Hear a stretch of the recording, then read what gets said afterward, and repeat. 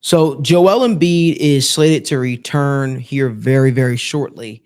And, while the 76ers are still clinging to that 8th seed spot, um, it brings up the question, is this the year the 76ers could break through?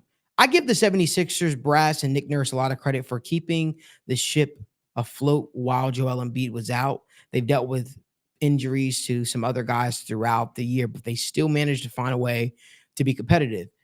The reason why I want to bring this up is because we've made so much the last couple of years about how Joel Embiid runs out of steam, but when playoff time comes around, but he's had 3 months off. So it makes you wonder with him now returning, is this the year that Joel Embiid and the Philadelphia 76ers finally break through? Because albeit, right, he'll probably have to play in the playing game, or maybe he'll get a couple of regular season games under his belt before before they get really into the thick of things with the playoffs, and it allow him to kind of get into game shape and get ready.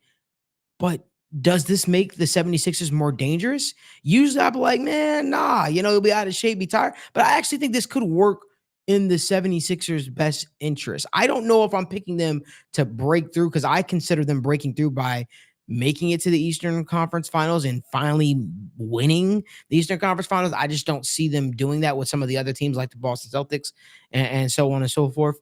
But I got to ask you, Daniel, what do you make of the 76ers' chances of finally, reaching that championship level contention with the return of their superstar MVP Joel Embiid?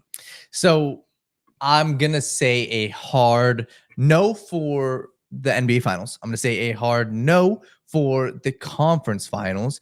And a lot of that has to do, I'm just not confident in this roster, to be honest with you, Malik. I think that they've got good pieces, fine. They've been so inconsistent without Joel Embiid, and I know Embiid is their guy, but I just really struggle. We've got 2 weeks until the playoffs.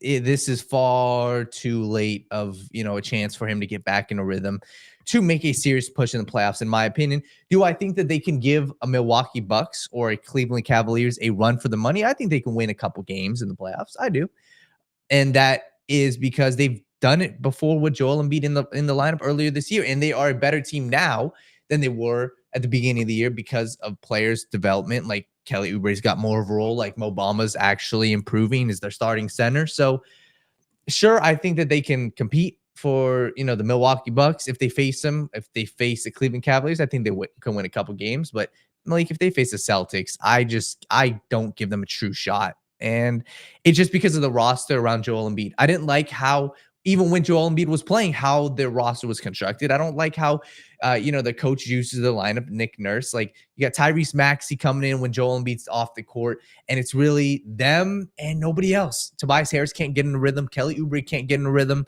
So, Malik, I'm going to put my stamp on it right now. I don't think that they are going to make the Eastern Conference Finals.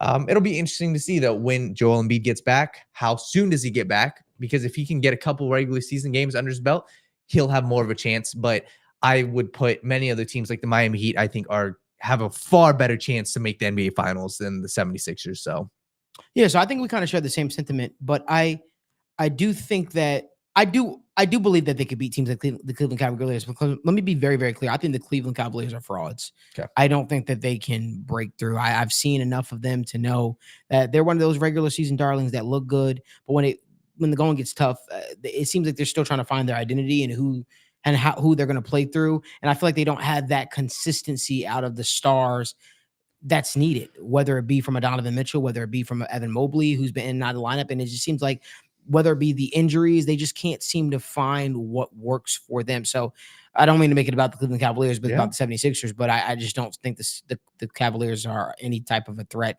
to really any team in the playoffs, to be quite honest with you. But yeah, I'm very curious to see how Joel Embiid bounces back. I'm very curious to see how the 76ers team bounces back. I expect him to have a little bit more juice, a lot more energy, especially this point of the season, more so than what we're used to. But I'll tell you this much. The one issue that I've had with Joel Embiid and the Philadelphia media and just media in general when it comes to Joel Embiid, I feel like he's not held to the same standard of his co-star, so to speak. I felt like James Harden was given a bad rap when he was playing alongside Joel Embiid, and there were plenty of times in that playoff series in which Joel Embiid went missing, but the Heat went back on James Harden. The Heat went back on Ben Simmons. And I just wonder, with Joel Embiid already having the built-in excuse of the injury, will the Heat then go on guys like Tyrese Maxey? And Mhm. to me, I think that just speaks to a greater situation of Joel Embiid is never at fault. He can never do any wrong in the eyes of the 76er faithful. And I just really hope, especially for a young kid like Tyrese Maxey and some of the other guys that they have there who aren't superstars, who aren't even stars, but they're good role players and good additions and good vet options to go to, guys like Tobias Harris, guys like Kelly Oubre Jr. I wonder, is this going to be the year where he is held accountable as the face of the 76ers? And I just think that with that injury, I have a hard time seeing him being held to the same standard of some of those other guys. And it's unfortunate in my opinion.